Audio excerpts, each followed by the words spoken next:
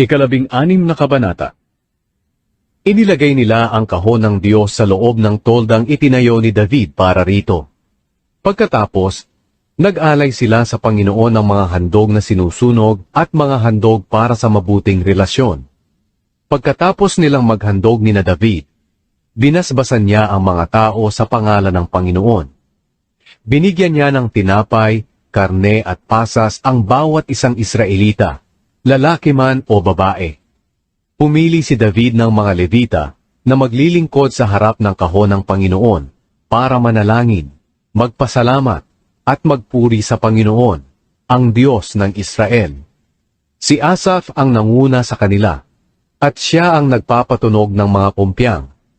Sumunod sa kanya ay sina Zacarias, Jeiel, Shemiramot, Jehiel, Matitaya, Eliab, Benaya, Obed-Edom, at Jeiel.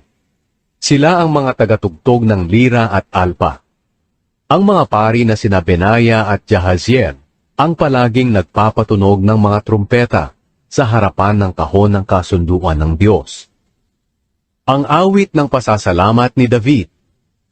Nang araw na iyon, sa unang pagkakataon, ay ibinigay ni David kay Asaph at sa mga kapwa niya Levita ang awit na ito ng pasasalamat sa Panginoon.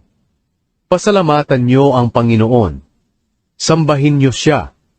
Ihayag sa mga tao ang kanyang mga ginawa. Awitan niyo siya ng mga papuri. Ihayag ang lahat ng kamangha-mangha niyang mga gawa. Purihin niyo ang kanyang banal na pangalan. Magalak kayo, kayong mga lumalapit sa Panginoon. Magtiwala kayo sa Panginoon at sa kanyang kalakasan. Palagi kayong dumulog sa kanya. Kayong mga pinili ng Diyos na mga lahi ni Jacob na lingkod ng Diyos. Alalahanin ninyo ang kahanga-hanga niyang mga gawa, mga himala, at ang kanyang mga paghatod. Siya ang Panginoon na ating Diyos, at siya ang namamahala sa buong mundo. Hindi niya kinakalimutan ang kanyang kasunduan at pangako sa libo-libong henerasyon. Ang kasunduang ito ay ginawa niya kay Abraham at ipinangako niya kay Isaac. Ipinagpatuloy niya ang kasunduang ito kay Jacob at magpapatuloy ito magpakailanman. Sinabi niya sa bawat isa sa kanila, ibibigay ko sa inyo ang lupain ng Kanaan. Ipamamana ko ito sa inyo at sa inyong mga angkan.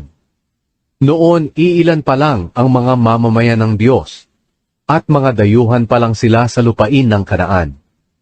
Nagpalipat-lipat sila sa mga bansa at mga kaharian. Ngunit hindi pinahintulutan ng Diyos na apihin sila. Para maprotektahan sila, sinaway niya ang mga hari na kumakalaban sa kanila. Sinabi niya, huwag ninyong galawin ang hinirang kong mga lingkod. Huwag ninyong saktan ang aking mga propeta. Kayong mga tao sa buong mundo, umawit kayo sa Panginoon. Ipahayag ninyo sa bawat araw ang tungkol sa pagliligtas niya sa atin. Ipahayag ninyo sa lahat ng tao sa mga bansa ang kanyang kapangyarihan at kahanga-hangang mga gawa. Dahil dakila ang Panginoon at karapat dapat papurihan. Dapat siyang katakutan ng higit kaysa sa lahat ng mga Diyos. Dahil ang lahat ng Diyos ng ibang mga bansa ay ginawa lang nila para sambahin. Ngunit ang Panginoon ang lumikha ng langit. Nasa Kanya ang kaluwalhatian at karangalan. Ang kalakasan at kagalakan ay nasa Kanyang tahanan.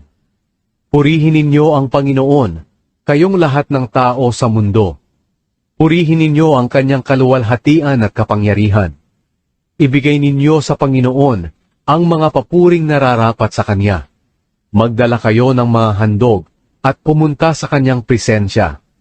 Sambahin ninyo ang Panginoon sa kagandahan ng Kanyang kabanalan. Matakot kayo sa Kanya, kayong lahat ng nasa sanlibutan.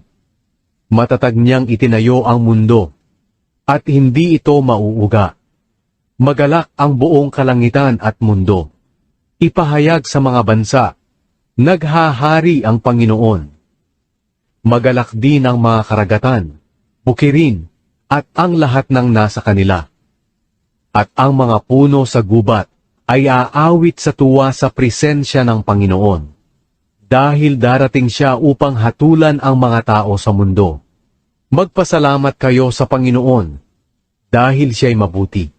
Ang kanyang pag-ibig ay walang hanggan. Manalangin kayo.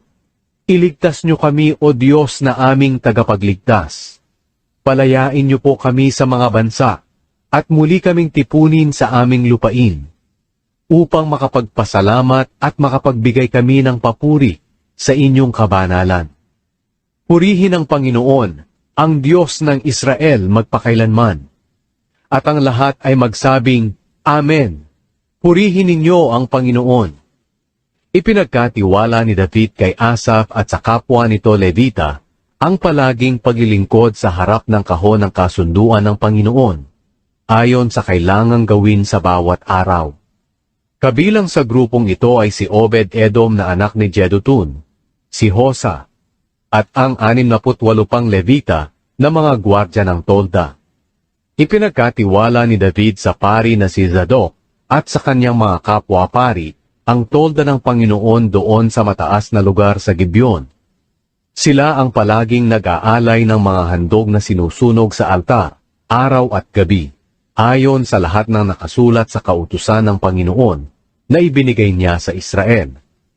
Kasama rin nila sina Heman, Jedutun, at ang iba pang mga pinili sa pag-awit ng pagpapasalamat sa Panginoon dahil sa pag-ibig niyang walang hanggan. Tungkulin ni Heman at Jedutun ang pagpapatunog ng mga trumpeta, pumpyang, at ng iba pang mga instrumento na ginagamit sa pag-awit ng mga awitin para sa Panginoon. Ang mga anak ni Jedutun ang pinagkatiwalaan na magbantay sa pintuan.